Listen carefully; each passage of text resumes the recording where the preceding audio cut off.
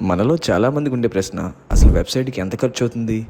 కొంతమంది లక్షల్లో తీసుకుంటే మరికొంతమంది వేలలో తీసుకుంటారు. ఇందులో నిజం ఎంత అనేది ఈ వీడియోలో తెలుసుకుందాం. ఒక వెబ్సైట్ తయారు చేయడం అనేది ఒక కాంప్లెక్స్ ప్రాసెస్.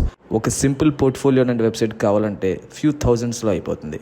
బట్ అదే ఒక కామర్స్ సైట్ కావాలంటే మటుకు కొన్ని లక్షల్లో అవుతుంది. దీని వెనకాల servers, domain prices, development cost ఇలా చాలా ఇన్వాల్వ్ అయ్యి ఉంటాయి. కానీ ప్రతి క్వాలిటీ వెబ్సైట్ వెనకాల మటుకు ఒక క్వాలిటీ సర్వర్ అనేది ఉంటుంది. దీన్ని బట్టి మన వెబ్సైట్ డెవలప్మెంట్ ఛార్జెస్ అనేవి డిసైడ్ అవుతాయి. వెబ్సైట్ డెవలప్మెంట్లో మటుకు సర్వర్ అనేది చాలా కీ రోల్ ప్లే చేస్తుంది.